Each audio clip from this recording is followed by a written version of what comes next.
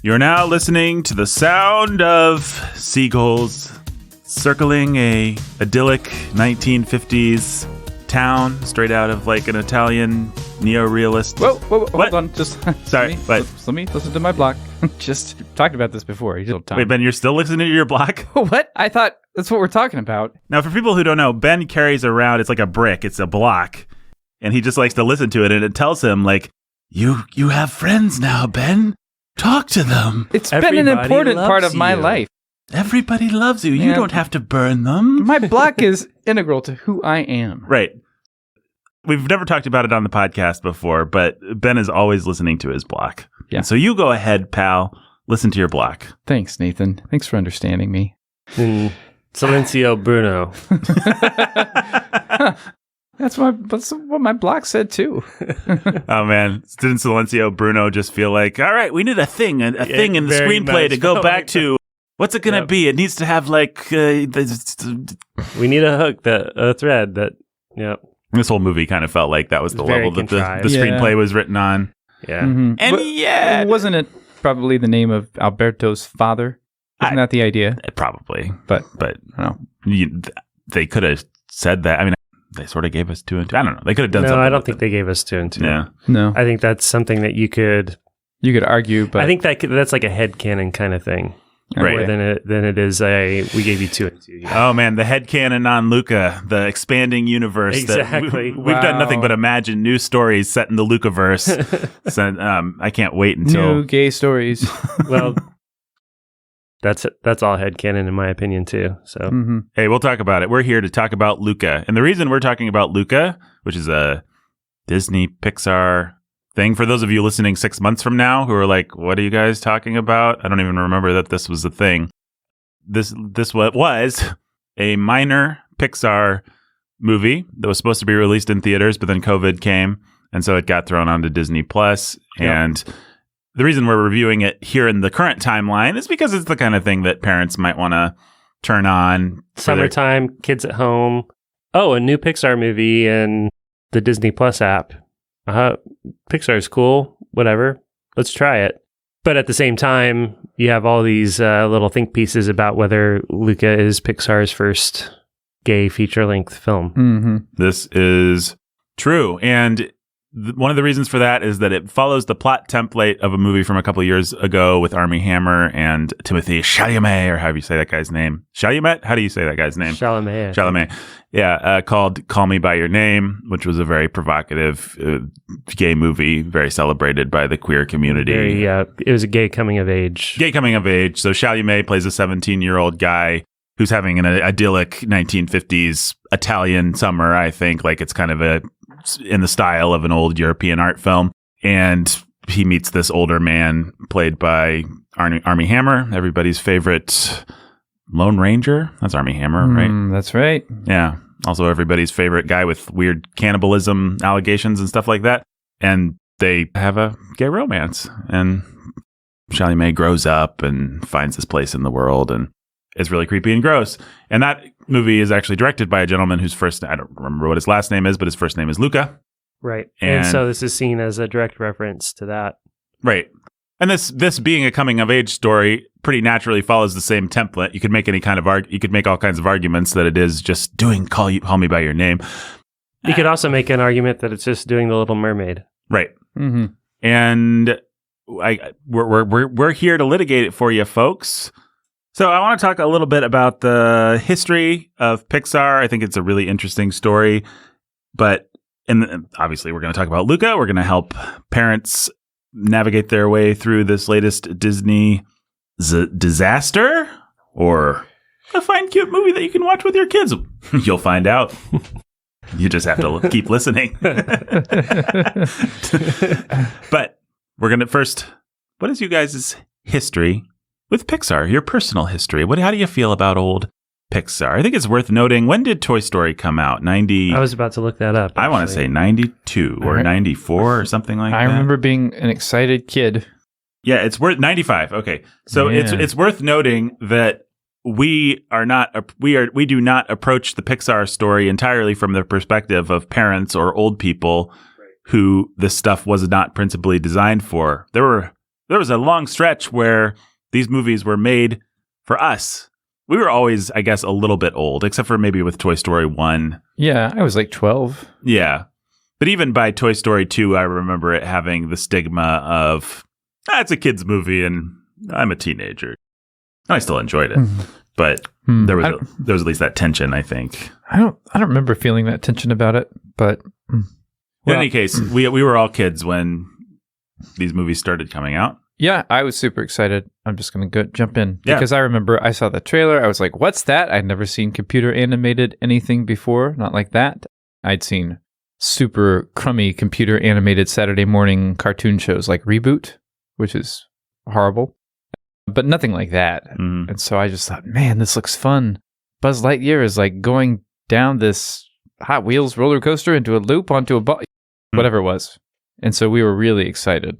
Yeah, I don't think it's possible to communicate how exciting that just the tech aspect of that movie was to a generation that grew up with it. Like, I don't know how you could explain and make Generation Z understand how dopey millennials or whatever we are felt about, like, wow, like we grew up with this 2D stuff and this is 3D, man. Like, this is cool. And it looks so archaic now. Like, the humans look so stupid and plastic and everything.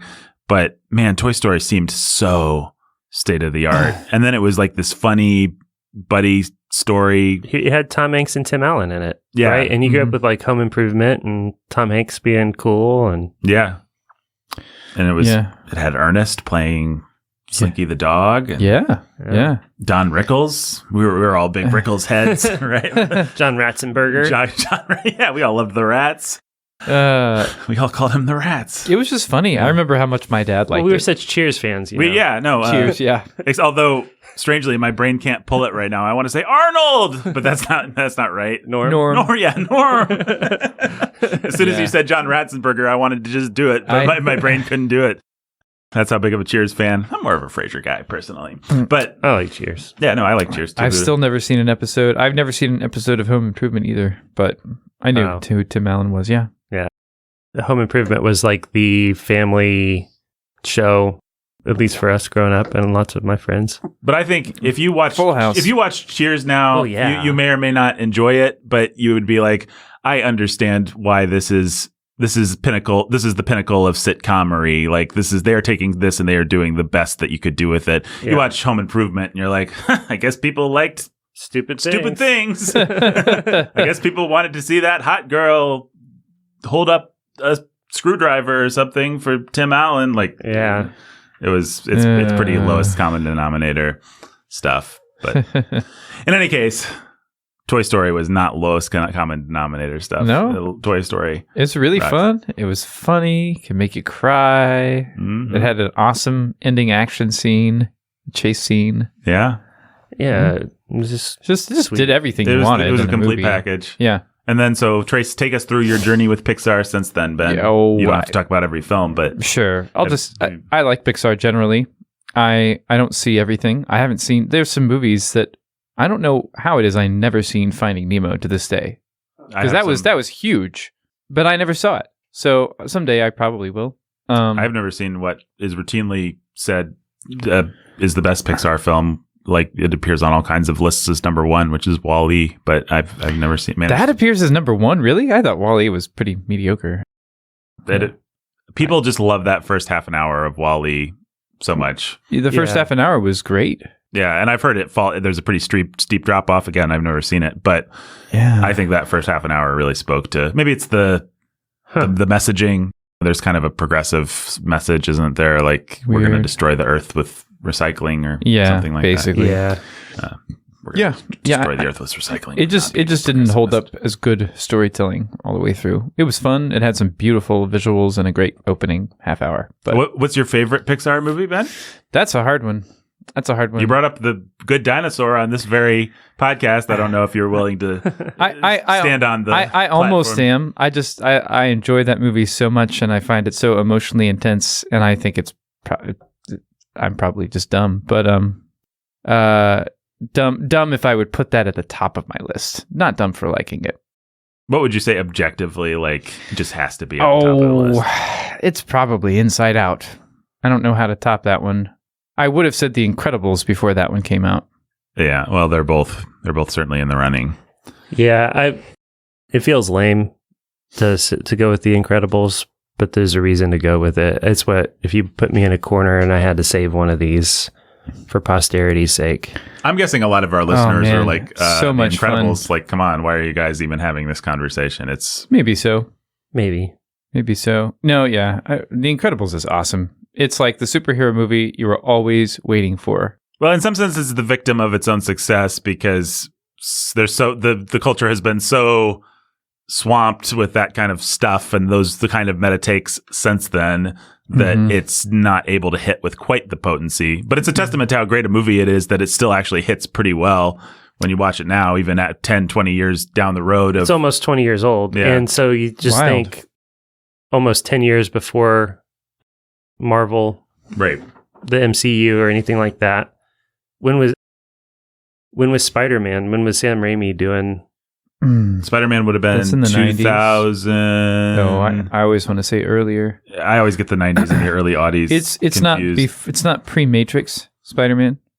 No it's way. post. No, it's 02. It's 02. Yeah, That's just, right. Like, the first Spider-Man movie had come out. 2 years before that. That accounts for some of the letdown I felt in like Spider-Man's action sequences because the Matrix had already come out, and you were like, now they're gonna do Spider-Man, and then you were like, oh, well, Yeah. Well, It's true. by that point, the Matrix had already been parodied a million times. Like Shrek and yeah. other. Oh, I forgot crap. Shrek has Shrek a ruins lame- everything. What a stupid movie. We Oh. have to talk about Shrek one day At some on this point, we'll do. podcast. We Fine. should just do Shrek. We are going to do a 3 to 4 hour podcast on how bad Shrek is. To Yeah. this, I plight my trough. Oh boy, I'm looking forward to that. It's gonna be great. Jake, your Pixar experience? There are 24 Pixar films. I have seen 21 of them. Wow, I've never seen any cars or planes or anything. Planes is not Pixar. Planes Let us isn't be very Pixar. clear. Wait, Yeah. what? No, it's just a riff on Cars and its success. So Lasseter became the chief creative officer of like all of Disney, and then he said, yeah, you guys over on the Disney side can do this crappy planes thing. What in the world? I had no idea. Yeah, no, it's not Pixar. Pixar has some standards. Not enough not to do Cars 2, but enough Worth not to do Cars 3. or Cars 3, but enough not to do planes. So can you guess the 3 that I haven't seen? Good Dinosaur. Yeah, that's one. You I'm sure you've told me. I've Wall-E? seen Onward and I've seen Wall-E. no, Soul? no, no, he you've hasn't seen seen Soul? Wall-E. Yeah, I haven't seen Wall-E. That's right. Finding Dory. Finding Dory's the other one. Is another one. Brave? And Brave's the other one. Yep. I haven't seen Brave or Finding Dory. Everyone hates Brave, right? Yeah, even feminists hate Brave. Like, Brave is just, everybody kind of agrees it's not a great movie. Huh. Yeah. So I just Hate is strong. There are people that have affection for it, but it's just not a well-loved movie. I don't think. I kind of want to see Yeah. it now. Now that I we're just talking about I just Pixar. haven't. I never bothered with it. Huh. Redheaded feminist propaganda film that everybody hated.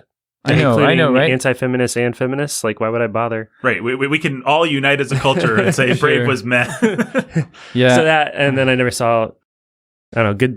Good Dinosaur and Finding Dory were just back to back, and Good. I mean, Good Dinosaur just disappeared. Like, Right. No one heard. No, everyone was like, "What? There's a Pixar movie out in the theater?" Good Dinosaur just basically didn't happen. They didn't know how to market it, Yeah. and how would you? Well, they thought they could just say Pixar. Pixar and Pixar Dinosaur. and dinosaurs. Which Nope, I think- turns out not enough. A few years before, maybe. Yeah. Well, I love Pixar. I think Pixar is a testament to, well, what am I trying to say? The fact that I love Pixar is interesting because they have enjoyed so much mainstream success that contrarian teenage Nathan, you would think, would be like, ugh, I can't like this. But Pixar's so good that they will accept no contrarian view. Like, you can go into a movie like, oh man, I can't believe my girlfriend dragged me to this. Oh man, I can't believe I have to go with my little siblings. Oh man, I can't believe it's Christmas and our family all wants to go see this instead of the cool movie.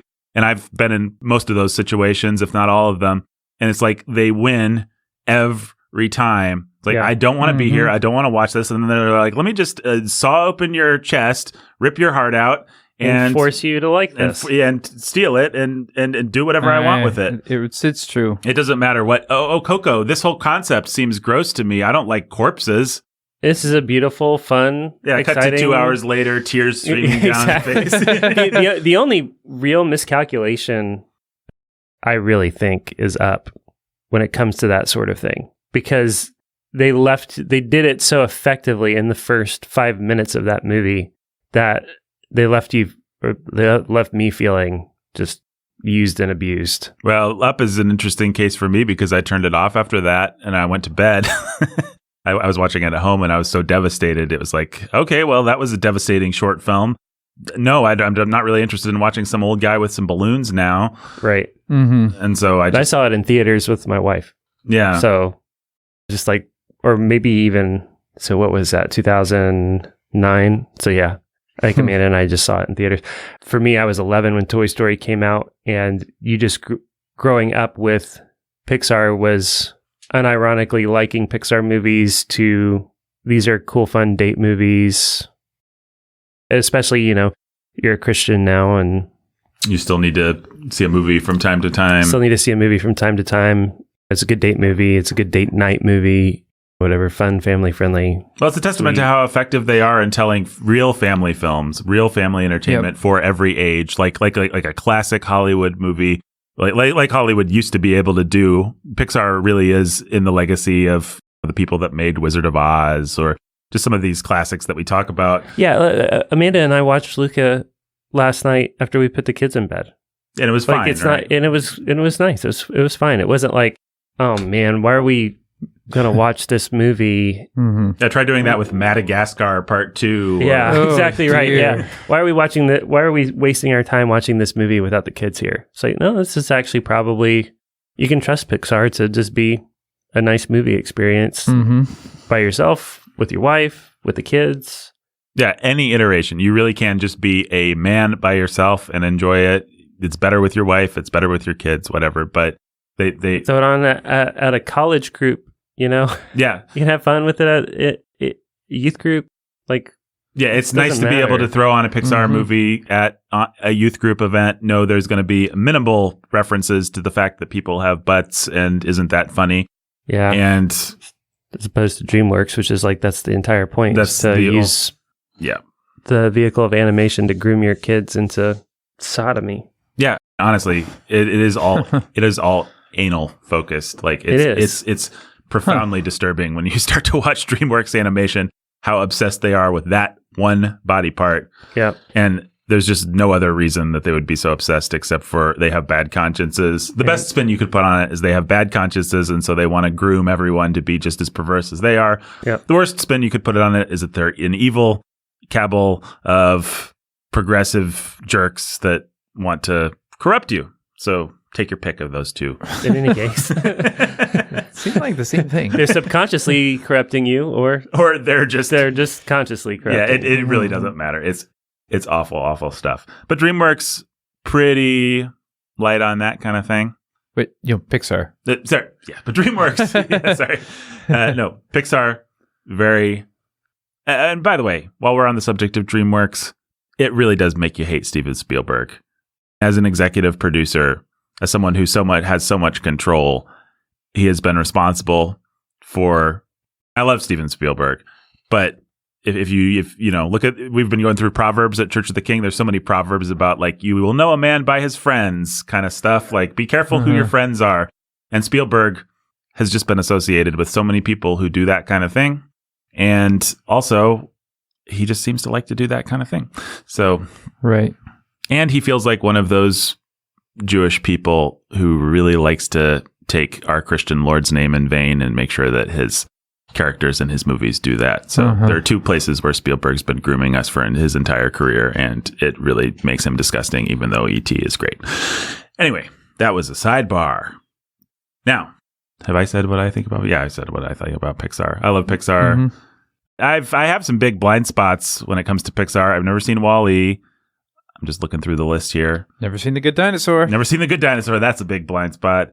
I guess WALL-E is my big blind spot. I guess I've seen most. I have not seen Toy Story 4 or onward, so I'm a little behind. I turned off Soul. I found it very profoundly creepy and disturbing. I'm fine if people like it, but I personally, just the whole concept of we're on a conveyor belt to some kind of afterlife is really scary somehow. Like, I don't like that idea, and I'm not able to disassociate from it enough to, it's just a cute metaphor or whatever. So I'm not saying you have to be that way, but that's how I was. So I turned off Soul. But so, yeah, these are my thoughts. Best Toy Story movie, Ben? This week, tell one a lot about one. Oh, dear. Tell a listener a lot about you. The one that I just had the most affection for was 3, actually. I think objectively, again, I'll bring up Amazing Spider-Man 2 if you ask me what Spider-Man movie I like the most, I think you're squarely in the mainstream on this one. I think everybody would say 3. Really? 2 is the masterpiece. That's what people say. That's what I think objectively 2 is the best one. I think 3 is the one that it's sort of like, well, I think they managed to do what it's like Return of the Jedi, or it's like Back to the Future 3, or it's like An American Tail, 5 Goes West. It has a lot of the things that you love about the first 2 movies, and it's fun, and I don't know. But then it's still like, really emotional. What if we had this big gut punch at the end? Yeah. It's when people say they love 3, what they mean is they love we're all going to join hands as we go into the furnace together. And then they love what's his face, the kid. Andy's grown up, and so it's a really nice way to kind of process mortality and all that kind of thing. Which the Toy Story movies in general. My metaphors were all wrong and terrible. I apologize for that. Wait. Did I accidentally insult you? No. I apologize. No, you didn't accidentally insult me. I was just remembering that movie better. Oh, yeah. No, yeah.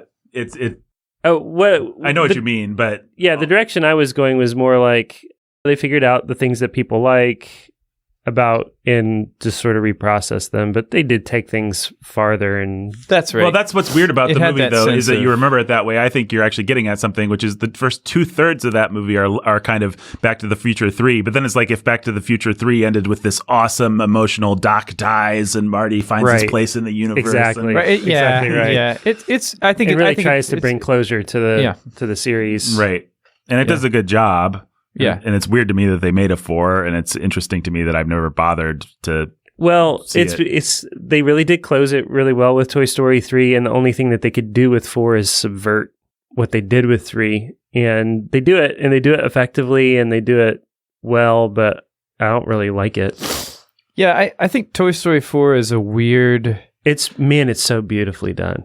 It's crazy. It is how beautiful it is. It is the most beautiful thing you've ever seen. That and Frozen 2 are so... You mean visually? Visually stunning. Just visually gorgeous. Yeah. Like the detail and the color work is just like... It's amazing. It's absurd. But it has to be watched, and those movies deserve to be watched in 4K on the biggest possible screen, 8K if you can do that somehow. Like, that's just what they deserve. They're like just so pretty. But Toy Story 4 is the most alienating of the movies. The one that leaves you most like the community is broken apart. We're all going to die alone, kind of. I don't know. It just. Yeah, well, Woody goes off to die with Bo Peep, basically. Yeah, and forsakes his whole premise of we live to serve children, and that's it. And it's like it's like the Steve Rogers ending of I've lived to serve kids my whole life. I've lived to serve America my whole life, and now I'm just going to go get mine. Yep. But plausible deniability, because he and Bo Peep still go lie around playgrounds and get picked up and played with and stuff. Right, but well, I would trust Pixar to do a better job telling that lame story than the Russo brothers. They did, of course. They did, yeah. And you'd still tear up and cry because they're Pixar and they just do that sort of thing. But when you step back and look, when you get out of the movie theater and you're done with the emotional processing of it and can just process it objectively, you're like, that feels kind of like a betrayal. I think it's a pretty depressing movie. Yeah. And it's one of the weirdest Pixar movies. Well, and yeah, it's just such a thin moral at the end of the day. Nah, I didn't like it. I recommend people see The Good Dinosaur. It's right there in the title. It's good. It is good. Okay. Can I talk about Pixar for a minute? Let's do it. Pixar is a really interesting microcosm of how a Hollywood company works. So I'm just going to I'm relying on a Hollywood Reporter article that has like this awesome timeline of Pixar. And it's kind of fun to remember who was involved because it's some big names that you know. So 1979, George Lucas enlists a computer scientist named Ed Catmull to lead Lucasfilm's computer division to develop graphics technology, CGI. And we actually, fun fact, folks, we had an aborted recording of this where we were talking, and a point that Jake was making, which I want to make sure is made in this new version, is that George Lucas is really awesome and forward thinking, because this is 1979. This is 2 years after New Hope hits. And it's just what you love about George Lucas. The second he has any capital to spend. I've got money. I'm investing it in technology that's going to push the entire film industry forward. And it may not pay dividends for 25 years, but that's the direction. He had the vision, the foresight, and the will to just go for it. And that's what he always does. And I just love him for that sort of thing. Oh, they really want me to make more Star Wars movies. Well, that means paydays, and that means pushing the tech forward. Mm-hmm. It's like, and I am going to push the tech forward in a way that isn't even going to ultimately serve these Star Wars movies so well. And I'm going to bear everyone's scorn because these are the movies where we were figuring it out as opposed to the movies where we'd actually landed on how to make it all work. All these other filmmakers that's are for gonna other people. Be praised. Oh, Peter Jackson, yay! Gollum's so great. Well, Gollum's great because Jar Jar. Exactly right. Because the most hated. Yeah. And then you're still paying James Cameron, or even everything today is built on the fact, everything you love today that's CGI is built on the fact that George Lucas decided, one, in 1979 to invest in this company, and two, in the 90s to burn his prequels on pushing everything forward in terms of CGI. And it really is, talk about the hero's journey. George Lucas comes in, he saves Hollywood. Hollywood has gone so far. What's the nice way of saying when you go inside yourself and it's a bad thing? Hollywood in its own navel. Yeah, Hollywood has become so navel-gazing and artistic and all this and sexually debauched. And George Lucas comes and he saves the day and he says, we're just going to do fun stuff and make money. And they're like, wait, you can do that? Hey, this is great. He changes the industry. Made Francis Ford Coppola sad. Yeah, made Francis Ford Coppola and Scorsese sad. But hey, they both ended up making lots of money too. So I think we're all doing okay. Coppola sells wine to people. Well, the thing is, you don't get to be Scorsese or Coppola unless you have a George Lucas for people to be rebelling against. Well, and wanting something. Somebody needs to make the movies that make money. Yeah. They can say, okay, here's 10 million, Marty, go make Last Temptation of Christ or whatever thing that we know everyone's going to hate. Right. But where's that 10 million coming? It's coming from Star Wars Spielberg. Or something like, or Jaws or whatever. Right. It's because we have a couple guys that can make money that we can do anything artistic. And that's always the way it's been. And so I appreciate your George Lucas's. But he comes in, he saves the day, he defeats the evil empire. And then just like a proper Campbellian mono myth, he's not appreciated. He can't make his peace. Frodo can't just settle down in the Shire. And so he pushes on. He gets on that boat and he sells his company for $1 billion to Disney and lives to watch them destroy everything that he built. Well, he has a couple guys on the inside that. Yeah, while a new generation of heroes arises to maybe save the day from the evil empire. Yeah. So, and that would be your Filoni and your Favreaus. So it maps perfectly, and be careful of the stories you tell because you might be telling your own. Oh, the Bill.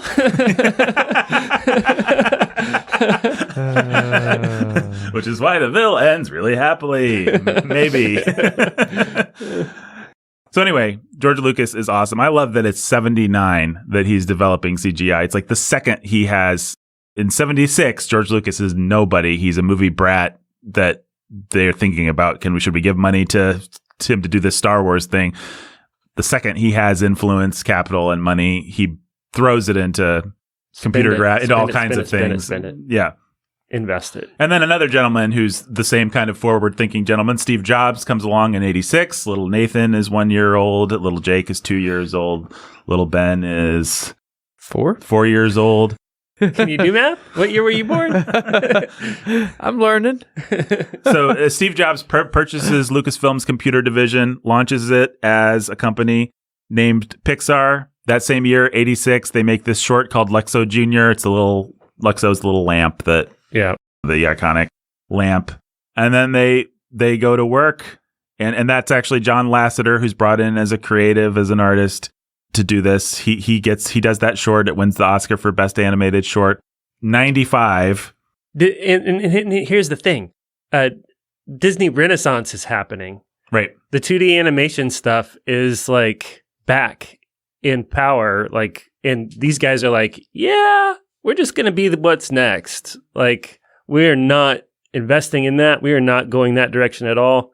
We're going to be the next big thing. One of the fascinating things about the Renaissance is how quickly it was just stamped out and destroyed. Like, yeah, Toy Story hit the scene. Yeah, Toy Story hit in 95. It's over. They changed the game. It's over. Yeah, you have a couple of years of things that were already in production, Lion King, stuff like that, but it's over. So that comes out November 22nd, earns $245. It earns $245. Holy cow. What did they do with all that money? Had a nice meal. Yeah, $245 million, which was money back then. $245 million's nothing now, but that was money. And Pixar's initial public offering, a week after Toy Story comes out, they go public, become the year's largest IPO, double stock price on its first day. Steve Jobs becomes a billionaire. Off overnight of Pixar. That's what actually gave Steve Jobs his "you're a jerk" money. 2006, Bob Iger buys Pixar. So then they start making movies, and John Lasseter's in charge, and it takes them a while actually to find their footing, I think, because Toy Story 2 you have a Bug's Life right after Toy Story. Bug's Life. So Toy Story's just fine. I love Toy Story. It's a perfect movie in a lot of ways. It's also a movie that plays it pretty safe. Like, we're going to do a buddy formula story. We're going to hit all these beats, really predictable, done really well, but and in a world you've never seen before. Yeah, but they're being smart. They're saying we have this crazy world, we have this crazy technology. Let's not challenge people's sense of narrative here. That would be the dumbest thing we can do. Let's play it safe. But Toy Story plays it very safe, and then Bug's Life plays it really safe too. We're just going to do the Seven Samurai plot. Right. You know, evil Kevin Spacey's cricket guy is beating up our town, and we got to go find some Hopper. Yeah, Hopper. And I like Bug's Life, but it doesn't really hold up as like a great iconic classic. No, I mean, we watched it all the time as kids, but that was because lack of options. Yeah, it's not one that followed you into your adulthood. And no, it's not like I've not gone back and had any desire or inclination to show that to my kids. I think they find their stride with Toy Story 2. And Toy Story 2 is, Disney already has this deal with them. And Disney's like, we need sequels. We need product. Hey, did you see Return of the Jar? Did you see Return of the Jar? That made a lot of money for us. That made $245 for us. Did you see Return of Jafar? Like, we're pumping out this crap and kids will pay for it. Can you pump out some crap for us? And so Disney basically has a gun to their head. Do this sequel for us. Turn it out quickly. And they're just like, nah, bro, we'll keep your fast schedule since you have a gun to our head, but we're going to just, if it's okay with you, we're going to go ahead and make a masterpiece. And it's going to ask questions about mortality and death and being left behind. And we're going to get Joan Cusack to sing a really sad song. And we're going to rip everyone's heart out of their chest, Temple of Doom style, and then lower them into the lava of existentially dealing with your place in the universe. And then bring them back up as people who have seen Toy Story 2. And we're going to throw in a great Star Wars joke back when it felt fun to actually reference things and do references. Back when I Am Your Father actually felt like a cute reference you could use. And we're going to throw in all kinds of little jokes. And this is before DreamWorks and Shrek and everything have ruined this. We're going to have the dinosaur chase after the truck, and it's going to be the same shots sequence from Jurassic Park and the little mirror that says items may occur or sorry, I speak English, folks. Objects in mirror are closer. Yeah, items may occur. Objects in mirror are closer than they appear. That's a nice philosophic statement, isn't it? Items may occur. I like it. That's like ontology 101 right there. 2006, Bob Iger buys Pixar. But again, I still can talk well. Talk good. So Pixar has this string of masterpieces. 2006, WALL-E is the big year for them. This Cat Mule guy, who was just the computer programmer that Lucas hired way back in 1979, becomes the president of both Pixar and Walt Disney Animation Studios. Lasseter becomes chief creative officer of both of them. WALL-E in 2008 wins the best picture. Up in 2009 opens Cannes Film Festival, big deal. Toy Story 3 in 2010 grosses $1 billion worldwide. So Pixar just has this string of storytelling success, financial success, everything. They really do become the one-stop shop. Cynical people who like jokes can see them. Sentimental people who like having their feelings manipulated can see them. You can take your date and she won't feel insulted and you won't feel insulted. You don't have to have a kid, but also kids love them. Just really the perfect Hollywood entertainment entity. It's just great. And much of its success is predicated on having a great story department.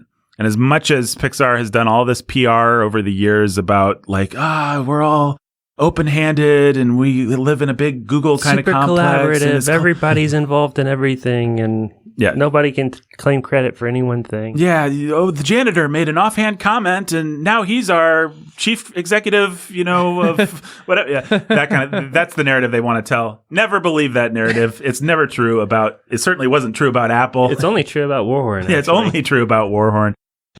Well, you can have brain trusts and that's what Warhorn kind of has, and that's what Pixar has.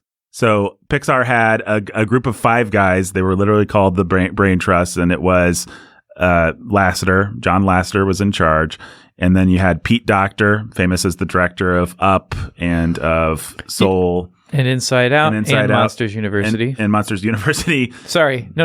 Yeah, Monsters. Thank you. Inc. So Pete Lasseter, he's a very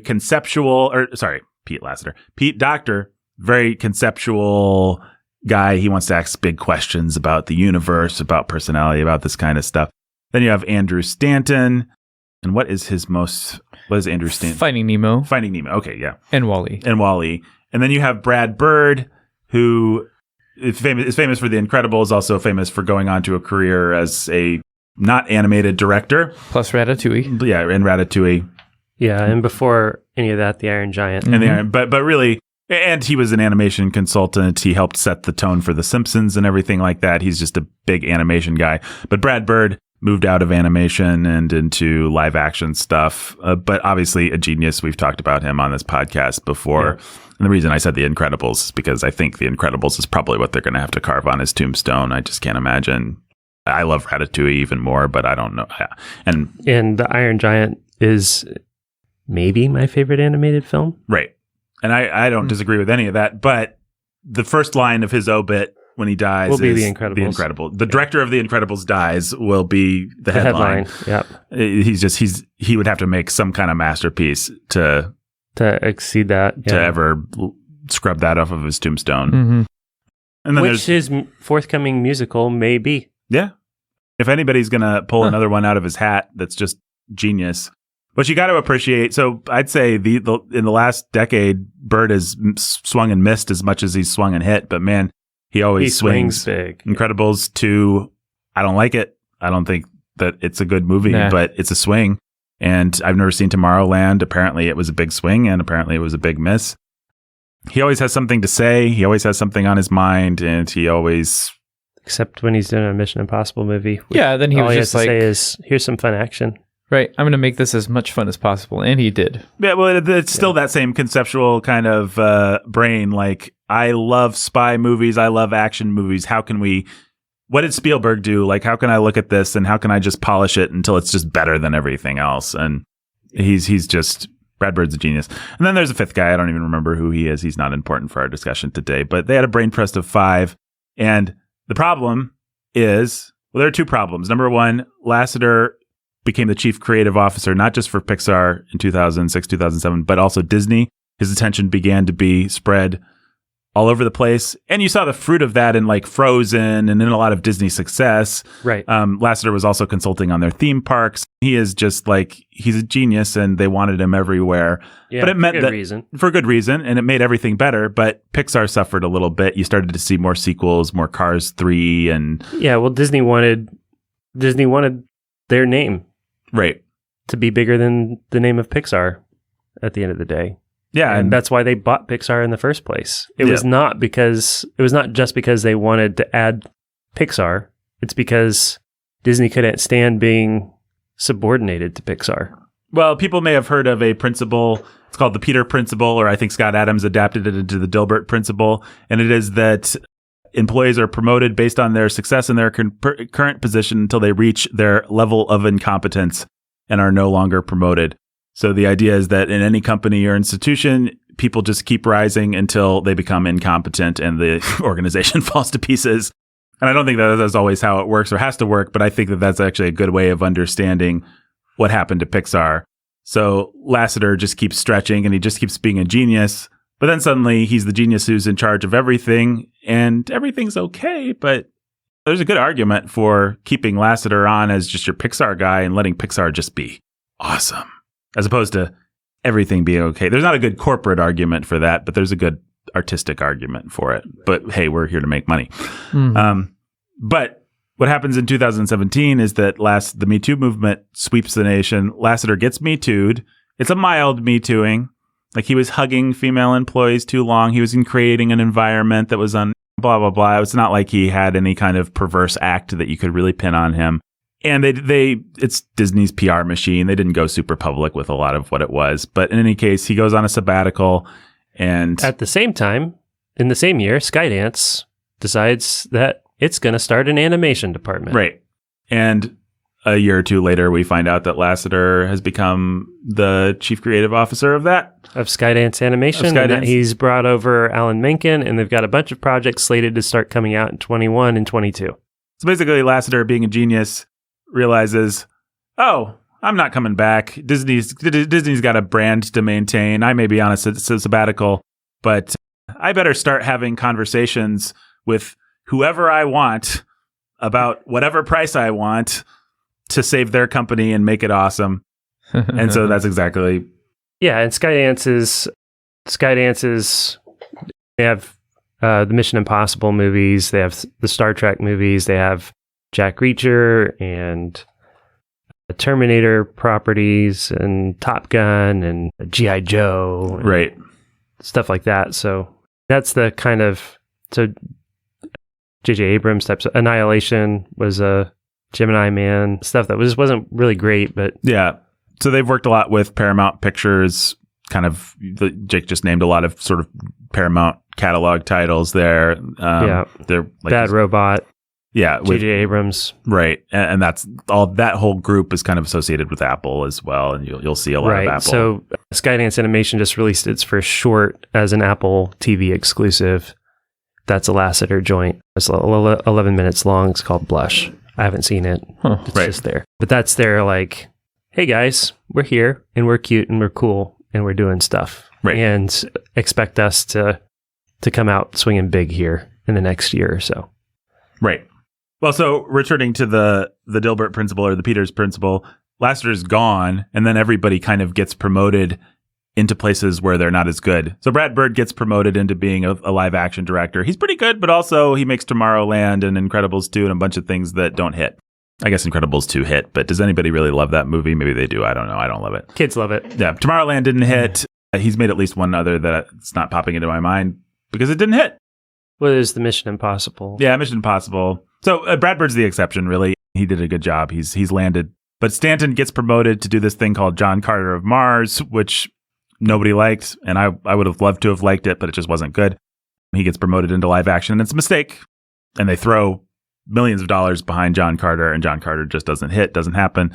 Pete Docter now is the chief creative officer of Pixar. He's the guy that did Up and Soul and Inside Out, and he's a very sensitive, shy, retiring. Lasseter, if you've ever seen him, he's got a Hawaiian shirt and he just fills the room with energy, and he's like one of those kind of producer guys. Apparently, like to hug people and all that. He's a very outgoing type guy. Docter's very retiring. All of Docter's PR and the interviews and stuff has been like, we had these 5 guys that were running everything. We need women. We need black people. We need LGBT. So we've established it that we're going to have this and that and then the other thing. And our brain trust is now 50 people and they're represented, and at least 50% of them are this or that. And I don't know how much of that is true. I don't know how much he ultimately still relies on the same 3 or 4 white guys to ultimately make the decisions. Because Pixar always would have said that, like we said at the beginning, that they cast a wide creative net, even as they basically had a five white guy, middle-aged white guy brain trust.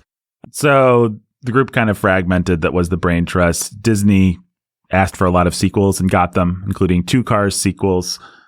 Lasseter spread his energies and then he got Me Too'd. So these are all some of the reasons behind why Pixar is not exactly the trustworthy entertainment brand that they were circa 2005, 2010. Yeah. They felt a lot of pressure from Disney to do a lot of sequels. One thing that Doctor said, and it might be PR or it might just be a real creative vision, only time will tell, is he said, we need to do less sequels. We need to at least have a 2-to-1 ratio. We need to do 2 new properties for every Cars 4 or Toy Story 5. Or whatever. And fair enough. That's what any idiot looking at them would say. Like, you guys made your brand on bold, imaginative stuff. Why are we getting Monsters University? Come on. Even if you liked Monsters University, that can't be Pixar's bread and butter. Mm-hmm. And it can't feel like Monsters, Cars, and Toy Story is just, no, we need something. There are so few entities that you can sell people. You can sell an audience on a star quality. Like, oh, I'll go see anything that Tom Hanks does. You can sell them on a proper IP. Like, I like to see Marvel movies. You can sell them on a genre. I just see every horror movie. But it's pretty hard to sell them on just a brand. Like, I see every Paramount film, for example. Would anyone ever say that? I see everything that Miramax puts out. No. Every Skydance film. Nobody thinks that way, except in rare occasions. And Pixar was one of them. They had so successfully branded themselves that it was just like the new Pixar's coming out. Yeah, well, they were and again, some of this is Jobs. Like, they were the Apple of the film industry. It's like, well, everything Apple does is going to be quality, and that was true for the new model. Oh, Steve Jobs wants to sell me this kind of thing. He wants to sell me a pen. I had better buy it because it's going to be awesome and change the way that I think of pens. Everybody's going to be talking about Steve Jobs' pen, so I don't want to be the one person that doesn't have Steve Jobs' pen. And it will be cool. Right. Steve Jobs has some pocket lint? Okay. Here's $1,000. We're revolutionizing pocket lint. Yeah, this is great. Man, my pockets feel so accessible and easy to use. That really was what Pixar had done. And it's so rare you can't do it with brands, and brands do it all the time. But in the entertainment industry, it's usually linked to a personality. Nobody knew who Lasseter was. They all knew who Walt Disney was in the first half of the 20th century. To be able to just say, this is an entertainment brand that families trust, that Christian families trust, that pagan families trust, that everybody loves and everybody trusts, it's a relatively rare thing. In the 20th century, you have Disney, you have Charlie Chaplin, you have Spielberg, you could name a handful of entities or that people. For a limited time had that trust. Right. And Pixar had it, and they still kind of do. Kind of. Yeah. I don't know what else does. Spielberg doesn't. No, Spielberg right? Lost not for forever. Yeah. There's just nobody. There's nothing that still has anything like that. Marvel as an IP, Marvel Studios. Right, but if Marvel made a courtroom drama, nobody cares. Nobody cares. Right. We don't trust Marvel so much that I just want to see anything. They can't sell me their pocket. No, they can just sell me the MCU. Right. Exactly. Star Wars, kind of the same thing. And Disney sort of has that, but so many people, even pagans, are wary of Disney as a big evil corporation that swallows things up and that actually doesn't care about its audience. Yep. We all sort of understand that the J.K. mouse... Rowling was going to have that, but then she... Yeah. Well, J.K. Rowling made any number of mistakes. I think J.K. Rowling just didn't go away, and that was her... I think that was actually her big mistake. I think she should have gone away for at least 10 years after Harry Potter. I think The Casual Vacancy, whatever... It might be a great novel. It might be a terrible one. Don't know. Never read it. Never will. Same thing with those Robert Galbraith things. J.K. Rowling just needed to disappear for a while. That was the only play that she had, and she just kept talking and giving interviews and stuff. It's like, there's nothing that you can say that isn't going to detract from your brand. And then on top of that, she said a bunch of really stupid things, like Dumbledore was gay, and you know, she started pandering to what she thought her audience was, and then she found that she had a line that she couldn't cross. And good for her, but yeah, but she'd crossed so many other lines in her pandering that not crossing the next line felt like a betrayal to a bunch of people, and so now she's just caught between a rock and a hard place, and people are still going to go see the next 3 Fantastic Beasts movies, but not as many. Truly, not as many. I saw once Stephen King in giving an interview with Charlie Rose back before Charlie Rose got Me Too'd, and Stephen King said, "No, Charlie, the sad thing is I could literally publish my grocery list today and they would publish it. I am that powerful, and it would sell 1 million copies and I'd make a lot of money. But I'll tell you what wouldn't happen. They wouldn't buy the book that came next. Yeah. And that's what so many of these brands and IPs and end up doing to themselves. And things don't understand. And Pixar, maybe they'll take it back. We'll see. We'll see if Doctor has what it takes.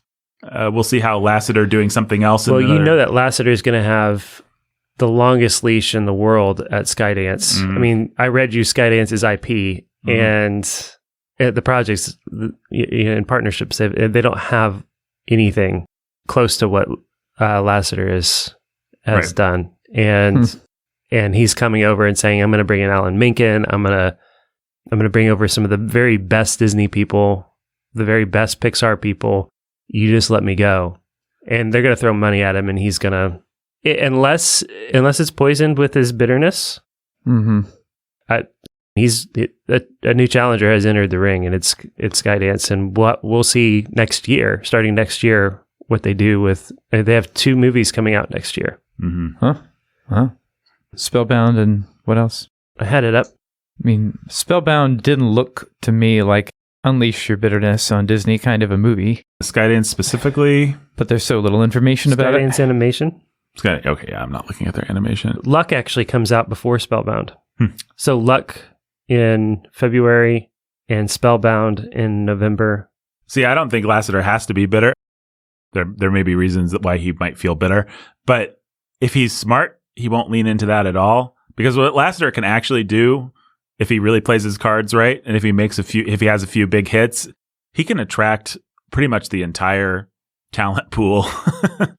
Honestly, if you're Pete Docter and you're in the position of being, I've got to be the chief creative officer of Pixar, I've got to show everybody how woke we are, or I could retire from Pixar and go do the same thing and have the same great relationship that I always had with Lasseter over at Skydance. I don't know whether Doctor will make that decision, but you've got to imagine it would be a juicy prospect for any number of... Seems like it could be easy to attract Brad Bird to a project once in a while or something. Yeah. Does Brad Bird, would he rather be in the spotlight over with Pixar and have to make all these weird compromised decisions because it's just gotten so big, or would he rather just go have fun with John over at Skydance? I would think it would be an easy decision for anyone. Skydance just doesn't have the pressure. Yeah, the only reason not to make that decision is because Disney is such a powerful corporation that if you cross them, they will crush you and you will never work in this town again. Right. And so that's what John Lasseter has. Over here, we're offering you a bigger check than Skydance can ever give you. And over there, we're telling you, if you go to Skydance, we will end We've got your dirt. We've got the skeletons. We know where the bodies are buried. And yeah, we will end you. Yeah. Which is probably why John Lasseter loses, actually, because no one tries to take down the mouse. But he's got for Spellbound, he got Menken, he got Keel Murray, who wrote Cars and Peggy Holmes came over from Disney, which I don't know what she's done, but she came over from Disney. So I don't know. In any case, that's kind of a little history lesson, some context on what Pixar is and where they are at. And so that should tell you everything you need to know about whether to let your kid watch Luca. I know what I need to know. Yeah, I do too. I watched it. Luca is positioned interestingly. It's minor Pixar at a time when I'm not sure Pixar can really afford to have minor Pixar. They really need to be having these things hit. Mm-hmm. And Onward didn't really hit big. I think you guys have both seen it and both liked it, right? Yeah. Yep. But I don't know that it made a... Onward's better than... Oh, no, I don't know. Soul? Yeah. Well, I think it's... Onward's better than Luca. I think it's better than Luca and Soul. I haven't seen Soul. Yeah. I turned Soul off, as I said, for entirely personal reasons. I didn't like it for conceptual reasons. I didn't like the trailer. I was really irritated. But, I don't know. Conceptually, I don't like it. I might be able to argue that my personal reasons are, in fact... solid objective reasons. I'm just not prepared to do that right now. So that's why I keep adding the little asterisks to it. But in any case, Luca. Bright, colorful, fun. Sweet. Yeah. Cheap. What did you say? Cheap? Cheap. It gets really cheap in the end, in my opinion. Yeah. It sells out, I think, the first 2/3 set up a stronger close. I would argue this movie has a great second act, and the third act is pretty weak, like you were just about to say. And I think it's cheap. The first act also pretty cheap, I think. Yeah. The first act was just like they move so quickly through the Little Mermaid material. Exactly right. Like, that's what I was going to say. The first act is just like, let's get through the Little Mermaid setup here. I couldn't believe how quickly he became a human. Yeah. It was super fast, wasn't it? Like we didn't have time to really. They were just like, "Hey, he's a guy. He longs for something." Well, part of what they did is if we just throw in a couple references to the Little Mermaid, that's all it's going to take for people, and let's not belabor it. And so we got some sea junk, and a literal like a whole new world reference, and then boom, it's over. But you still have to... I'm all for cutting to the chase in these kinds of... There's so many movies these days that spend so much time on obvious plot points. Like, we know he's going to accept the mission. We don't have to spend too much time with him rejecting the call, whatever. But also, you have to make the stakes clear and land emotionally. Right. And this movie is so quick. It's just like, yeah, he longs... It would be like if Little Mermaid didn't have part of your world. If you just cut out that number. Yeah. And you just told everybody, Ariel really wants this, and now she's got it. Well, also, Luca is like I said a whole new world, didn't I? Yeah, I know. Yeah. Sorry. But we knew what you meant. Okay. You meant part of our world. Yeah. Well, also, Luca's like a fish shepherd, and that's supposed to matter. But then then he leaves his post, and the fish are fine. You don't get much of a sense of a world under... Yeah. A whole new world under there. Well, as soon as it's convenient to him, he can just start rounding up the sheep for his one-armed fisherman father figure that we just now accept. Right. It doesn't make any sense. Right. Oh, the sheep are that I'm supposed to be protecting and that I'm scared of it.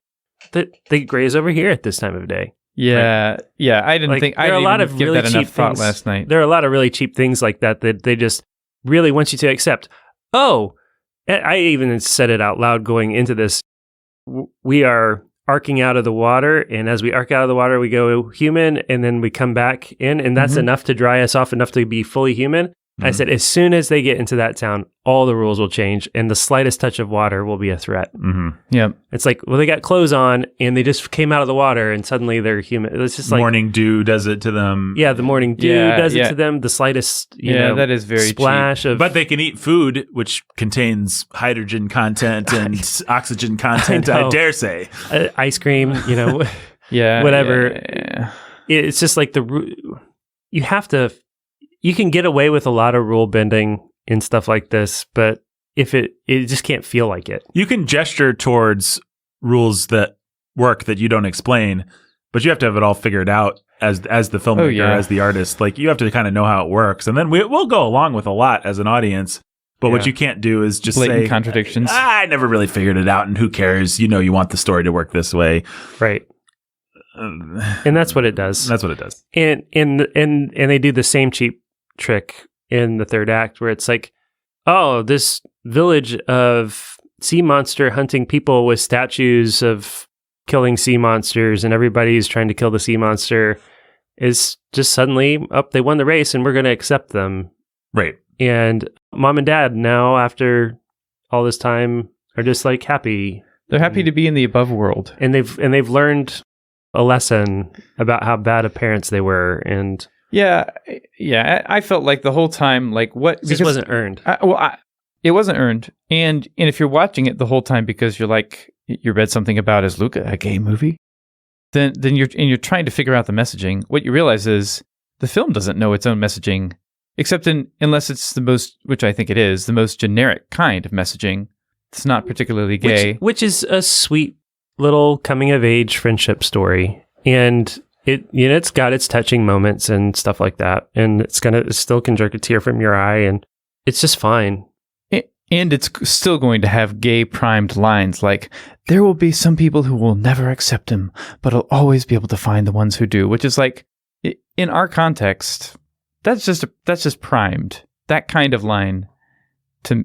Yeah, but like we said at the top of this hopefully not the aborted... Maybe it's new, maybe we already said it, but go ahead and say it, whatever it is. In any coming of age story, you can have a queer reading on it. Right, just like Ratatouille can have a queer reading. Yeah, but it's still felt. But you can have a more or less intentional. Like, here, I'm giving this line to you because I know you'd like to have this reading of it, right? Well, yeah, and the intentional shots of touch too. That made me uncomfortable. There are about 3 shots where it's like a little far for, I think, an American boy. Mm-hmm. Right, just some of that touch. Yeah. Maybe not far at all for an Italian boy. Probably not. Or a Spanish boy or something like some other culture, right? Yes. That is more affectionate and maybe more healthy in its... Well, it's worth saying this director is Italian, and Nico Casarosa is an Italian storyboard artist. Yeah. And so I really just forgive it that, because I think it's like we talk about all the time. Homosexual fixation starts with the absence of healthy masculine affection, right? And that's father to son, and that's brother to brother. Mm-hmm. And so it doesn't have to be sexual. It doesn't have to be perverse. We don't have to make it that. You can read it that way, and that says more about you than it does about what's objectively going on in this movie. Yeah. Well, it's an interesting movie to think about that in regards to, I don't know. I mean, in that sense, you could argue that it's an anti-gay movie. Well, actually, I think you really could, because what you have is you have like the fatherless boy decides, I better stay with this guy so he can be my dad. And the other boy is like, I'm going to go with this girl. And so... And we're going to have healthy brotherly affection. That's not possessive. That's not possessive or sexual. Mm-hmm. That's right. Along the way. Yeah. And there is that sort of possessive tension at a certain point. Every young boy with a friend, especially fatherless boys or boys with bad fathers, they've all been there. They've all been there and done that.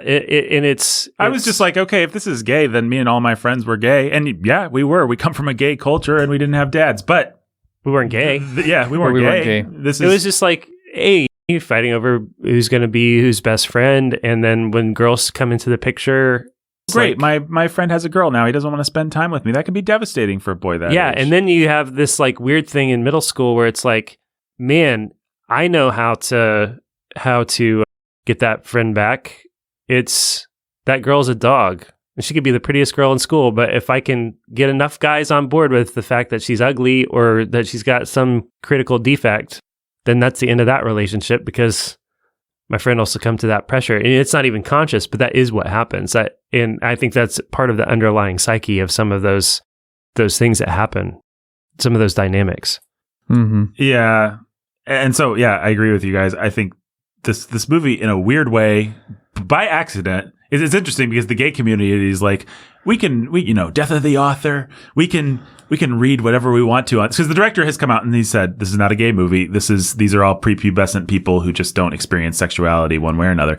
And so, which was just such a cop out, but and in so many different ways, and has gotten a lot of like, you don't understand the first thing about queer identity and where it begins and how, which is, I think, a very fair criticism, actually. But also the director, he's like, that's great if people want, if they find that. We did want to tell a story about otherness and these kinds of things. But this is based on me and my friend and our growing up. And it's not gay. It's just not about sex.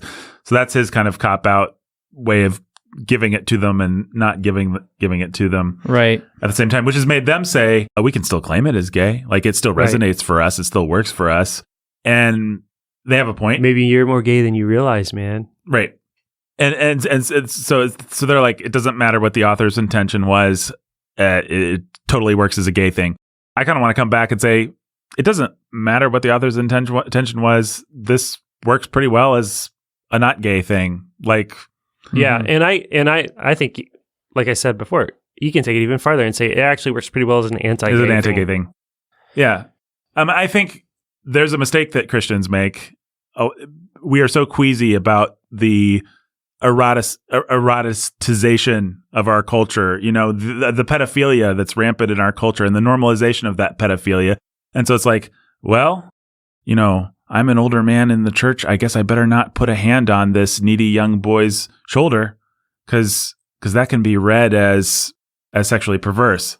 Right. And what you've done is you've deprived that young man of just healthy masculine affection from other fathers in the church that make him want that more. Yeah, which is exactly a prime ground for the eroticization of these very things to grow in. And you've deprived yourself of giving it, which isn't good for you, actually. Right, yeah. You're making yourself gayer and you're making the kid gayer by not just being a father and putting a paternal hand on his shoulder. But having said that, it's a tricky subject because there are all kinds of places where our culture is so perverse that normal things are suddenly weighted with these meanings that you can't escape and that you have to think carefully about it. There might be a context where it wouldn't be wise to put your hand on someone's shoulder, for example, and it's only going to get worse. This movie made me think a lot about this. They're only going to claim that more and more things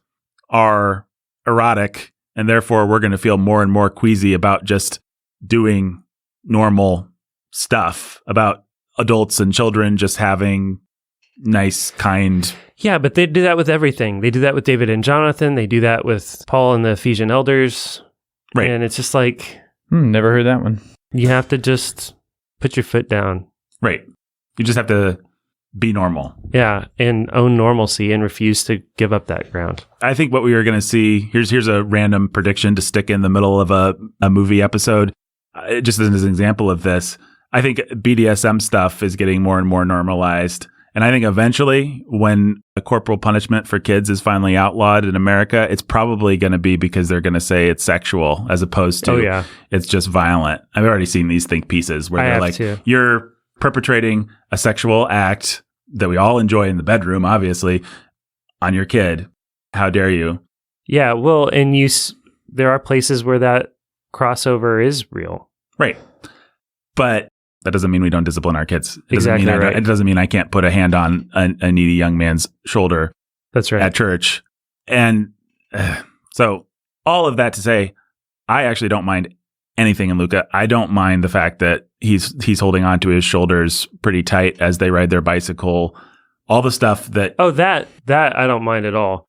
Yeah. These read like two needy, in some sense, deprived of sexual normalcy boys, the kind of boys that could very easily become gay. Yeah. But the story is just a sweet little story of how they don't become gay and how they become good friends. And then they find a father figure and they find a girl. Yeah. And, not to belabor the point, but it's a sweet little story, actually. With some maybe unfortunate lines of dialogue that... Yeah, they triggered... There are a couple lines that triggered me. I was like, what? I think you're right overall. Read it as an anti-gay film is actually a strong case. I don't actually... I was not triggered by anything, I would say. I accept that, and it'd be interesting to watch it again knowing that you were triggered by it, but... I noticed those lines, but I wasn't like... I think I was just determined...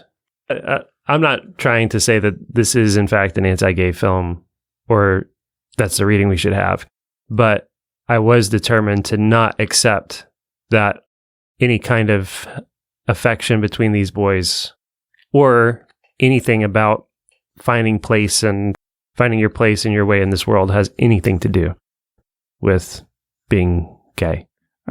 Okay, yeah, I agree. I'm with you. I don't think it's an anti-gay I don't film. think any reasonably healthy child is going to think that thought or feel that. It is entirely feelings. true that a corrupt child, a perverted child, an abused child could find all kinds of material to further. That's very true. But that's true of a lot of movies. That's true of the perverse, corrupted child who is needy, who comes into your congregation, who you put your hand on his shoulder. Right. And so you don't say it's been eroticized and therefore I can't do it. There's plenty of places where you say, I'm going to de-eroticize this by just saying, we put our hands on shoulders. No, this is normal and it's not sexual. This is what dads do, and there's nothing sexual about it. I think we all agree, and I think the audience for this podcast understands where we're coming from, and it makes sense. So I don't know what else needs to be said about that subject. Yeah, if anything. Yeah, clearly they did not set out to make an anti-gay film. No. And they wanted to make something open to interpretation and toe the line. This is from reading interviews with the director and everything, I think this is about what his thought process was. I want to tell a sweet little story about my Italian childhood. I like Fellini movies and Italian neorealist movies, and I want to use Pixar, as Pixar does so well in so many places. I want to kind of trigger that nostalgia, even for people who have never seen an Italian film. We all kind of have that, the sun-drenched little Italian villa thing in our 1950s nostalgia somewhere in our corporate consciousness.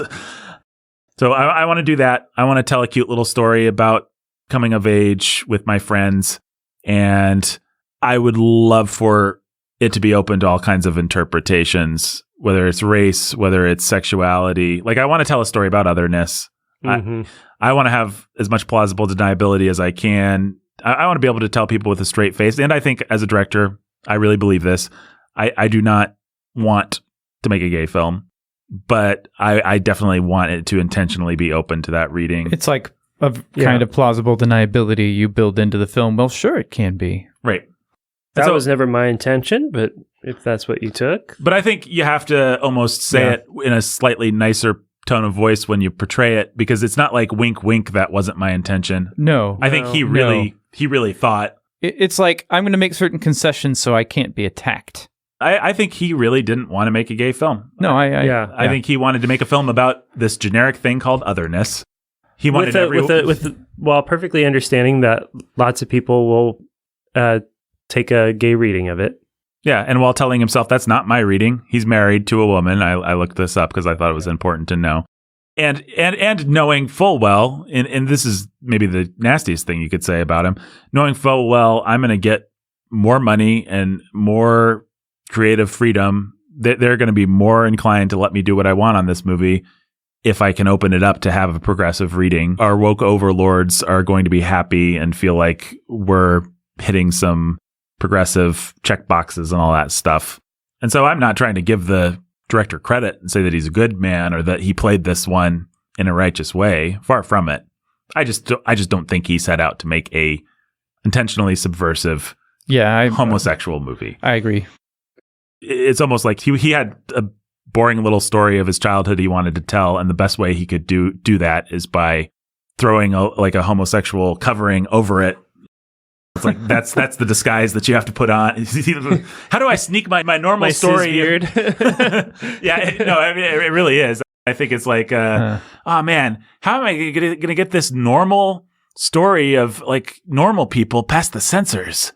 Well, maybe I can kind of imply that it's gay. Maybe that'll let it get by. It's so weird and backwards. But your kids are not going to be gay because they watched this movie. They might not ever pick up on it even being a conversation. Yay. They may despise you. Right. Yes. The larger problem that this movie has is the same problem that Disney has had and that Hollywood has had and that everyone's had, our culture's had since at least The Little Mermaid and well before, ever since. Mom and dad are idiots who just don't understand. And boy, this movie is such a... Oh, it's such a boring version of that. It's so boring. And they even went and got the most boring people to play it. Yeah, Gaffigan Jim and Gaffigan. Maya Rudolph. Like, let's get some B-listers in here. Boo. And it's not just artistically boring and entertainment-wise boring. it made me more mad than a lot of these because it's like, okay, Triton's a dumb character and he's emasculating to dads, but at least Triton's given the dignity of like being a dad who really cares about something. Yeah.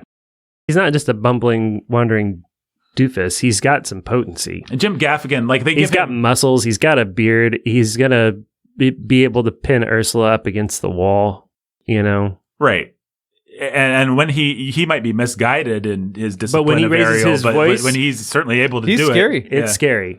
Yeah, right. Now you take that and you move forward 30 years through our culture's slide into depravity, and suddenly we have Gaffigan, and we're going to intentionally write all kinds of lines where he's like, "Well, honey, you go ahead and do the discipline that you think is best," and they intentionally write. Now I'm going to have some agency in this thing and totally screw it all up and prove that I should just take a back seat to mom.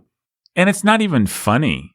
It's not like dad was trying to be a good dad, but he screwed it up. Ha ha, dads are stupid. It's just like, this guy's a beta. That's a storytelling. By the way, I know I'm a beta. Yeah. It's kind of a thing. But it's like, we don't even believe in alphas enough for the fact that he's a beta to really land his comedy. He's just a beta. Like, I guess Julia's dad is enough of an alpha for the whole story. Well, that's a really... Alberto is enough of an alpha. Yeah. Yeah, you actually do have some alphas in the story. One thing that... Our villain's an alpha. Yeah. Well, I mean, Luca's kind of an alpha. We'll talk about the villain in a second. What a lame villain. Oh, yeah. But boring. I think one really handy piece of propaganda, a trope it's quickly becoming a trope, and it was in that Disney short. What was it called? The gay Out? Yeah, Out. I never watched it. Did you watch it? Yeah, I did. It's like 5 minutes long, and I watched it without a kid, so I was just curious to see what it was. But it's the same trope. So the film, the Timothée Chalamet movie, Call Me by Your Name, has this, which I've not seen, but I read a plot summary or something like that. I was curious how close it was to this movie. And so in that movie, Chalamet falls in love with Armie Hammer. One of the disgusting details of the movie is that Chalamet is a 17-year-old, and then Armie Hammer is mid-20s or something like that. And so they even want to play with the perversity of age. But in any case, the father is not the restrictive, nasty father figure that Chalamet has to stand up against. The father is the one who says, why don't you guys go away before you're torn apart for forever for plot purposes, why don't you guys go away for the weekend and have the thing that I never had? Like I had this experience. I could have had this experience before I married your mother. I had my Armie Hammer in my life, but we couldn't do these kinds of things back in the restrictive 1920s or whatever. So why don't you guys go have your weekend? And this is just a new trope. It's the conservative looking parent who actually proves that he gets it and is cool and probably had all the same temptations, is not how they would put it, but just lived in a less. Yeah. But he wants his kid to go find himself. Their idyllic summer ends. Armie Hammer goes and gets married to a woman because you can't have long-term gay relationships back at this time. And so Chalamet is devastated, and his dad comes and says, I'm sorry, son, that kind of thing. And so this is, I don't know why I'm highlighting this except for to say you're going to start seeing this trope all the time if you haven't already, because I've seen it 3 or 4 times in the last year. Well, in that sense, it's just grooming parents, right? Yeah. This is the standard. This is what you have to live up to. This is how to be. This is the template for how to be the cool. Well, and I think it's the same thing that we like to say about 1990s feminism being way less good propaganda than current feminism, because current feminism takes what we like about women and uses that as its disguise. So Wonder Woman is allowed to be very feminine. Scarlett Johansson is allowed to be very feminine as they trample all over the sexual order, as opposed to Dr. Hammond, I can fight dinosaurs with the best of them, you old jerk, which is 90s feminism. Laura Dern? Yeah, Laura Dern is like no self-respecting man likes Laura Dern, like right, for exactly that reason. She's disgusting, right? But Scarlett Johansson's not disgusting. Our movies tried to tell us that we would for about 20 years. Right. Until they learned that you really can't defy gravity. Right. Well, in the same way, for 20 years, our movies... You can make it work for you, though. Right, exactly. And so our movies have said, parents are stupid. Like, we need to rebel against the dumb parent who just doesn't get it and is authoritarian and is going to, like, stand against you. Okay, that's one kind of propaganda. But here's an even better kind of propaganda. Hey, parents, just be cool. Just love your kids like you should. Like, you don't have, actually, parents aren't authority figures. They're just your older friends who get it, or they should be. Yeah, and if they don't, I don't have to tell you to despise them. I can just show you what you wish you would have. Right.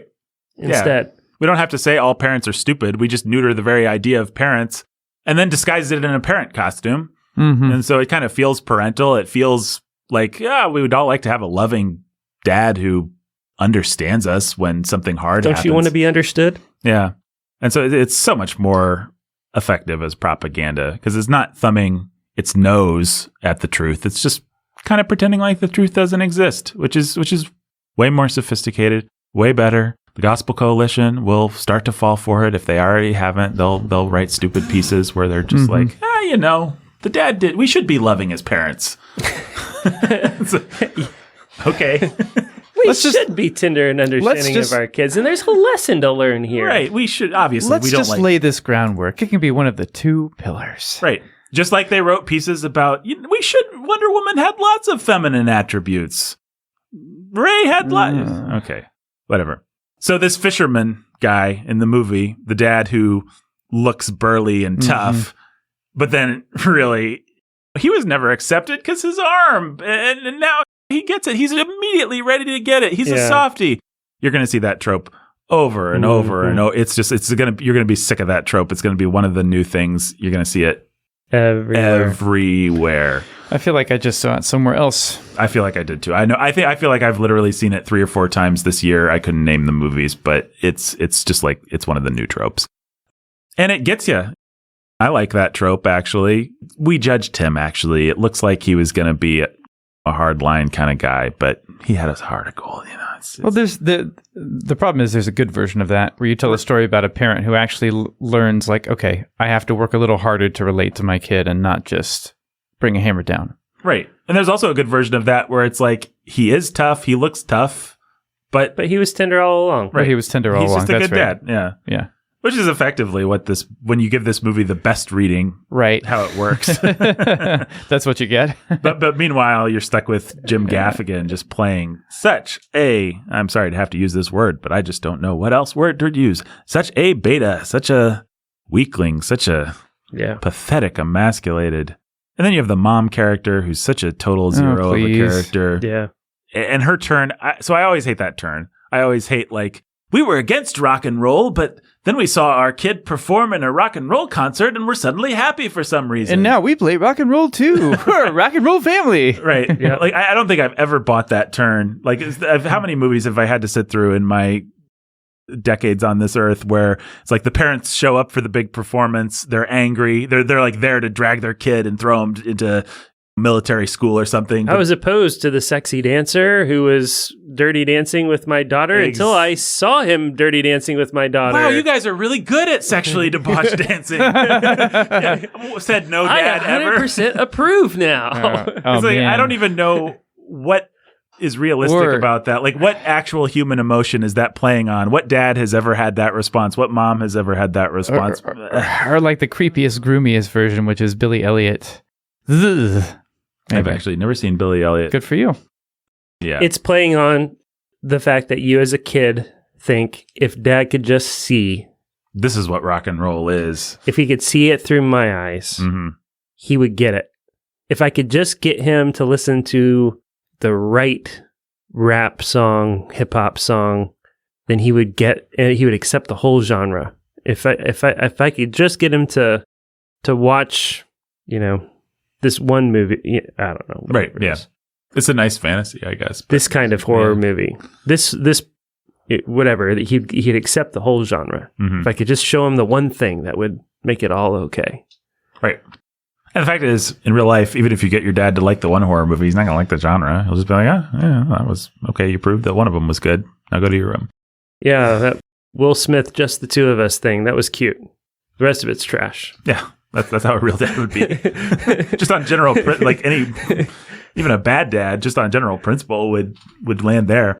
So yeah, if there's a real reason to not show this one to your kids, I think it's the Gaffigan and Rudolph characters are just so lamely done, such bad messaging, and yeah, just stupid.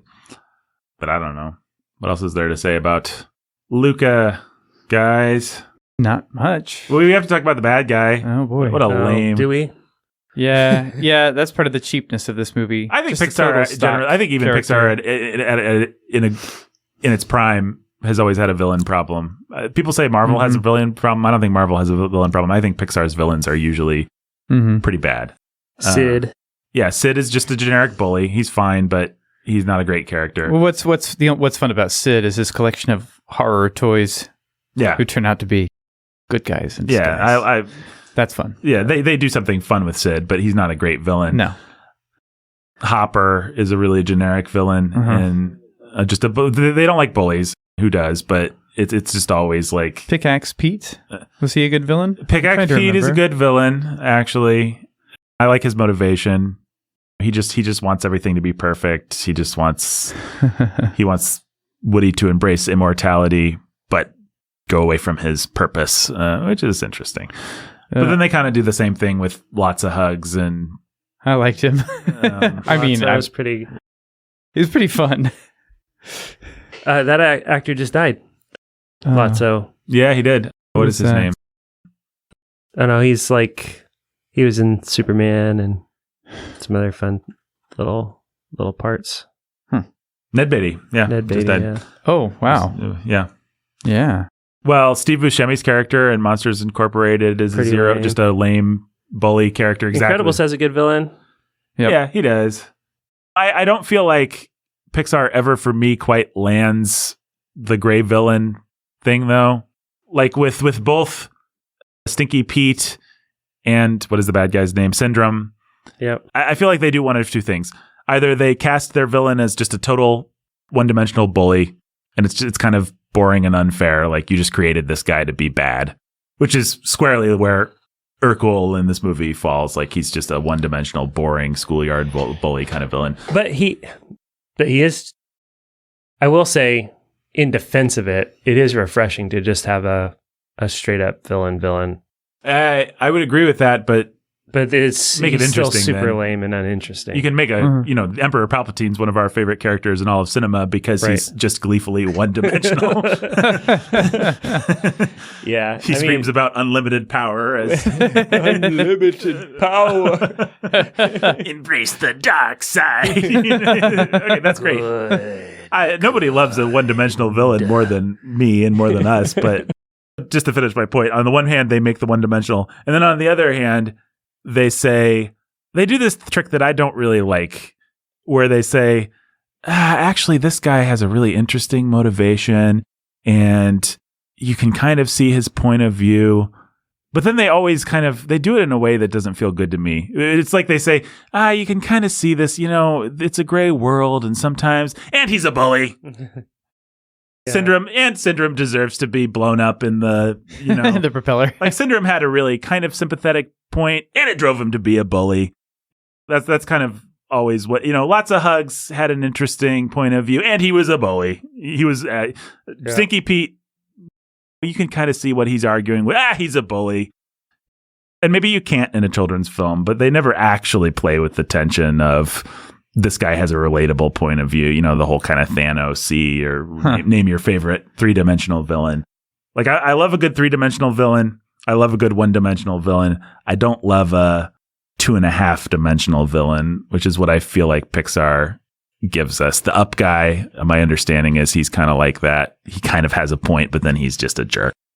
I've never seen that part of Up, though. I might argue that Syndrome escapes that trap just because he feels his narrative arc feels fair. He's just pathetic and self-destructive. I wish I didn't feel like Brad Bird hated Syndrome so much at the end of the movie. I just feel like Brad Bird really does. He's just like, come on, The Incredibles are exceptional, and Syndrome, you're a dumb there is something.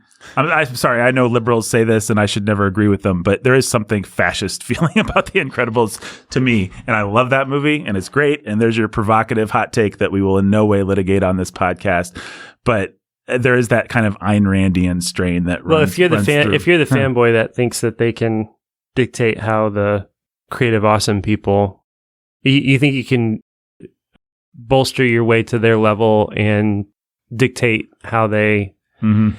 Scarf got caught in a wheel and it broke her neck. That should happen to you, jerk.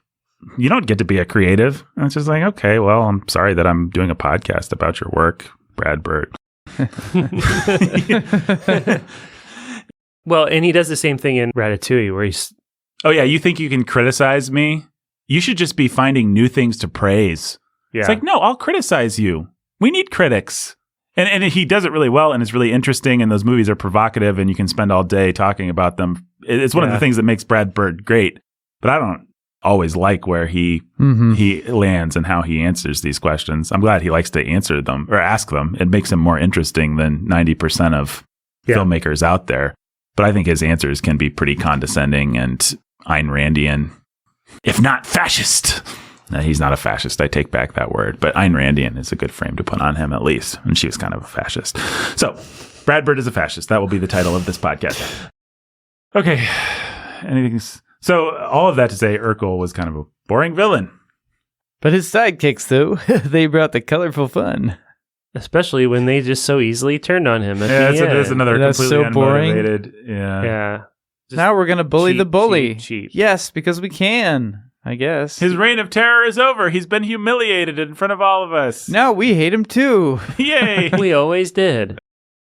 But now we feel empowered by the mob to turn on him. Yeah, that was lame. It was. And he, despite his sniveling, cowardly self-survival instincts that have gotten him this far, he's not smart enough to realize the mob. There's no way that guy doesn't realize before he gets humiliated that the mob is... Anyway, I don't know. I just don't like bullies in stories. I think they're almost always a cheap storytelling trope. Like, here's a guy who's a jerk. It can be done well. I love Biff Tannen, but that's just because they lean into it. They're just like, Biff's a bully, and in every culture, you go back to Old West, there's going to be a bully, and you go into the future, there's going to be Biff Tannen, right? And he's aggressively evil. Biff Tannen is just like, we are aggressively making this guy as one-dimensional or two-dimensional as possible. Like, he is evil and stupid, right? In a way that is humorous. Yeah, it's kind of funny until he goes to sexually assault a woman, and then he's just the bad guy because that's who Biff is. I don't know. Sometimes you can have then it doesn't always. It doesn't feel nearly as mean either the way that they end it because they always just dump a bunch of poop on him, right? Yeah. The message of those movies isn't Biff should be destroyed. It's Biff should be a janitor. Exactly right. Yeah. Actually, the guy who that is the pretty funny. Of the awesome people. Now, Biff, don't con me, Biff. I was just starting the second coat of wax, Mr. McFly. Right. That Biff. Always a joker. Right. It's great. Which I kind of like. Biff is in his proper place. Right. Yes. It's awesome. The world is made right. Oh. So Biff is a good bully. I was thinking through good bullies. Gaston is a great villain, I think, precisely because he starts as a Biff Tannen kind of. He's just a dumb jock that everybody likes and empowers, and then he becomes a psychopath. Well, he's like, oh, I know how to lead the mob. Right. But the way that it tracks in the original 92 version for a 70-minute movie, the way that it tracks is really nice. You don't feel like Gaston was always a psychopath. You feel like he got too full of himself and got mad and jilted, and it tracks. Whereas with Syndrome, it's like, after that one incident at 8 years old, he was a psychopath. Syndrome, and he does not deserve your sympathy. Syndrome's a great character, by the way. I was being hard on him to make a point, but I love Syndrome. I love that idea. It's really interesting. I've never been quite comfortable with killing him off or with exactly where Brad Bird lands with it. Mm-hmm. It's cute. It's cute the way that they kill him off, if one can use that word for, as far as villain deaths go. It's very clever and well set up in the movie, and he wore a cape and everything. Whatever. Who are the other famous good movie bullies? How do we feel about Draco Malfoy? As long as we're litigating bullies Outside of the world of Pixar, yeah. Draco. How do we feel about Draco? I was watching. Meredith's been watching through Harry Potter. We just watched part 2, and it's like the Malfoys show up, and they're like, Yeah. Jeremy Irons is awesome. "It's not Jeremy." No. Is it not? It's David. No, it's the his guy name? from The Patriot. I know. Jason Isaacs. I want to call him Isaacs, David that's Isaacs. Yep. Yeah, he's like, Isaacs. "Oh, you've got some dirt on your bag, Malfoy." They're just like, Yeah. He's awesome. they're pretty 2-dimensional, but they do a good job with it. Yeah, I mean, good child acting is notoriously difficult to find, and Draco may not have been the best. I think he's pretty great. I think Rowling actually did a good job with him. She said, "I have a school story. Obviously, we need a bully character." And then somewhere when she finally had to think about how I'm going to end this thing, somewhere around book 4, she's like, "Okay, I guess I have to humanize this guy and his family." And I think she Did a pretty good job. It's too bad she obviously wasn't thinking about that from book 1.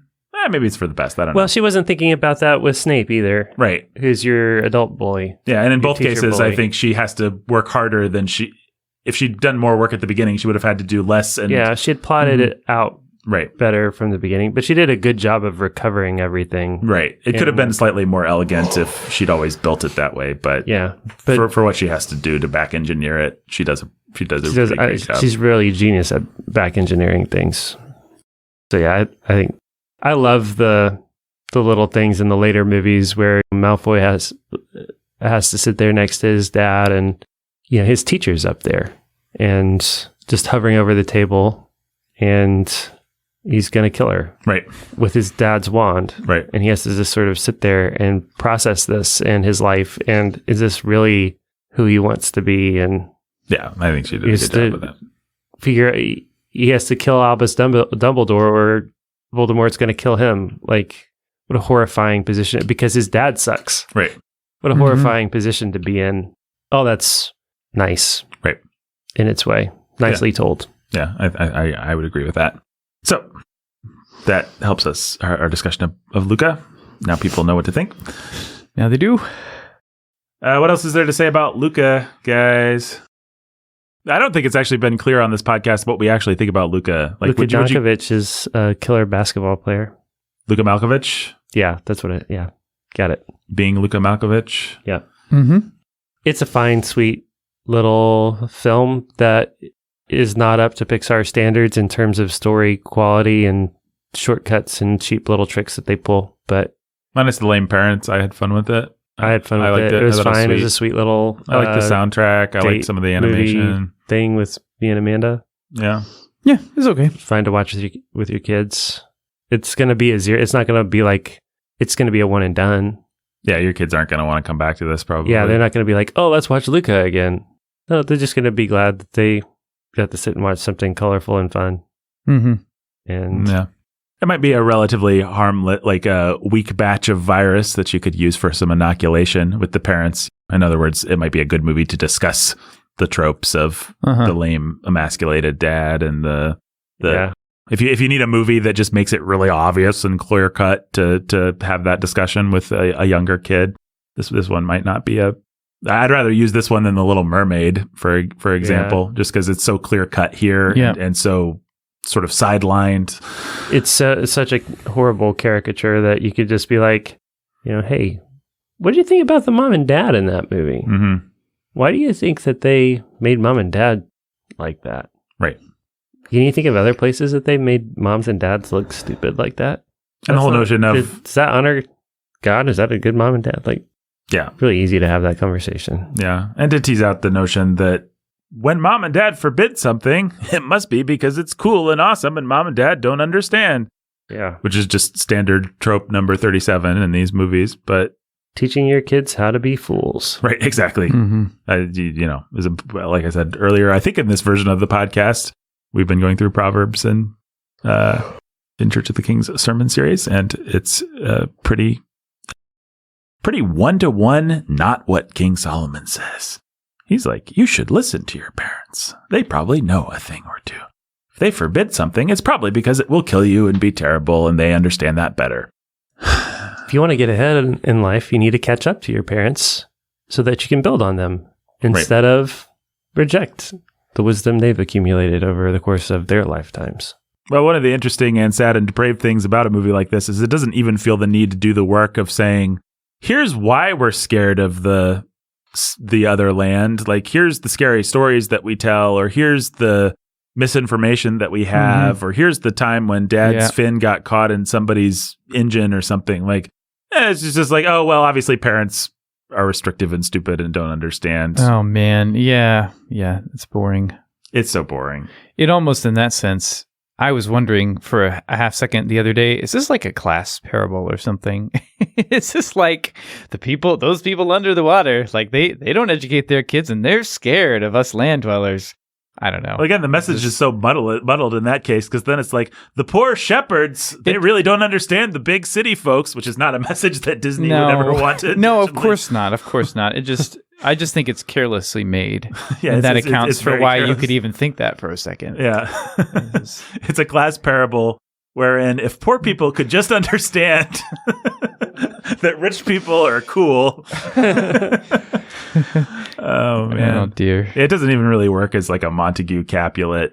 No. It wants to. I think that's what it wants to do, is say it's two civilizations that they don't really understand. It's just so clumsy. It's really clumsy. But I liked the second act. It was just fun to live in this little Italian villa. Yeah. Yeah.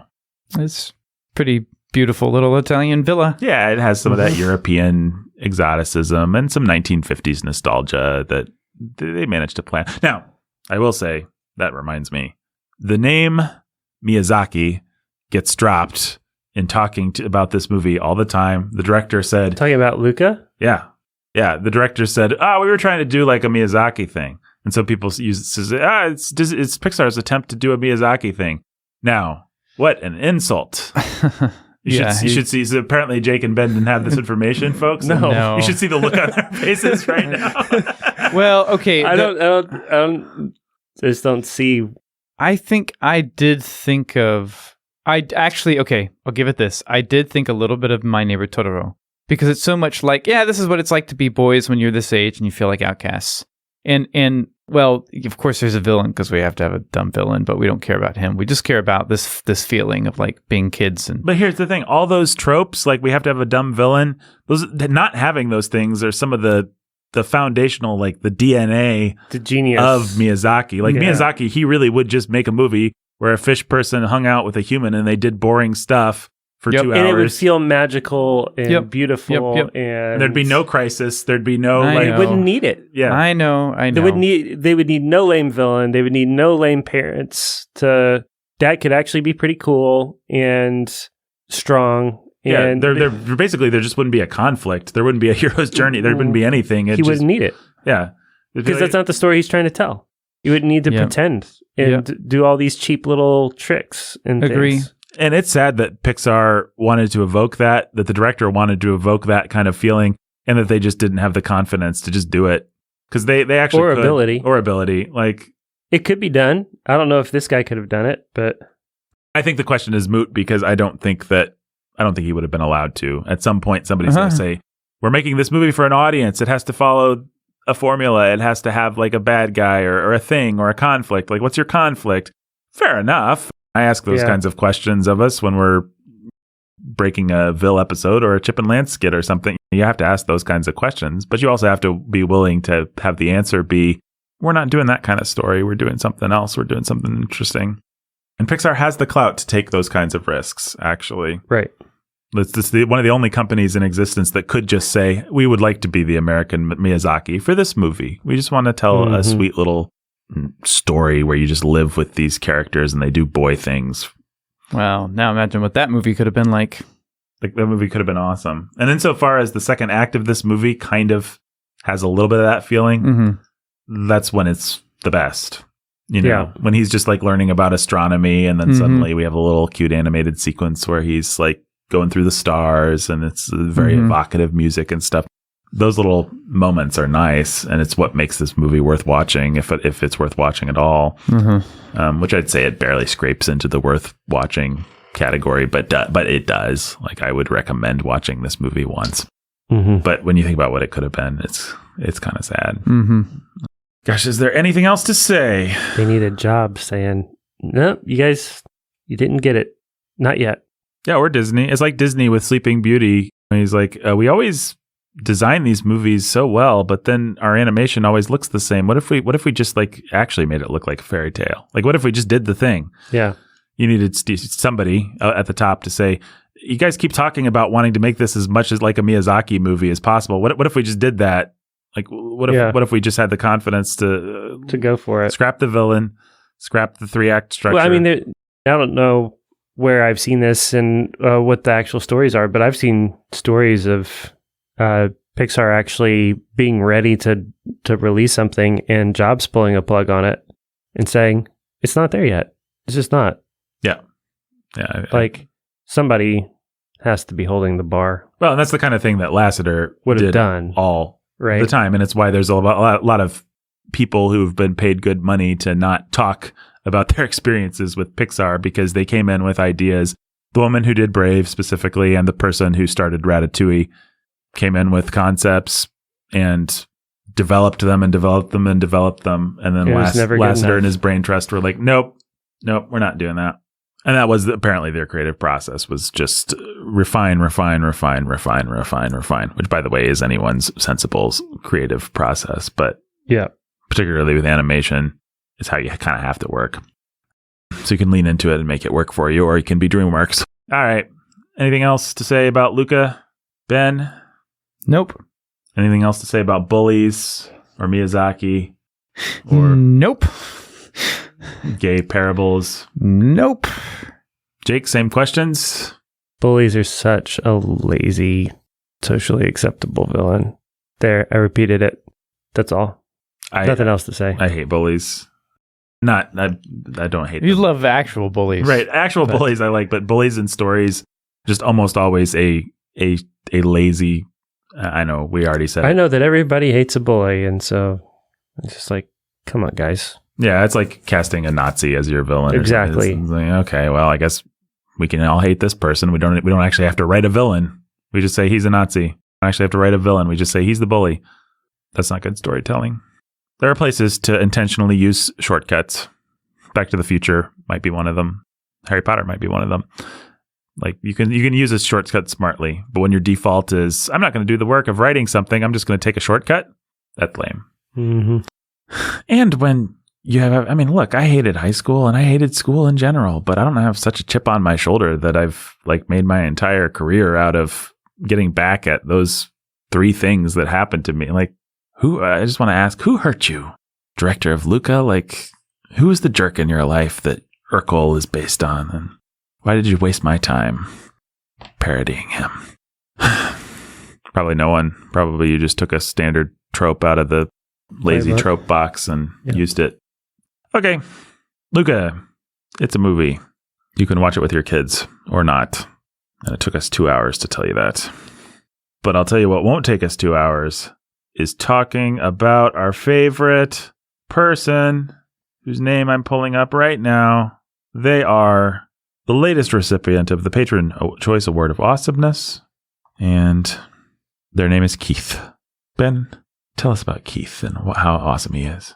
Keith swims through the sea of ideas like a fish, and he flies through the sky of cultural discernment like the flying fish. I was afraid you were going to say like a human. Like a man on a Vespa. Like a man on like a man on a Vespa. Well, Jake, I'm just not that creative. I'm sorry. That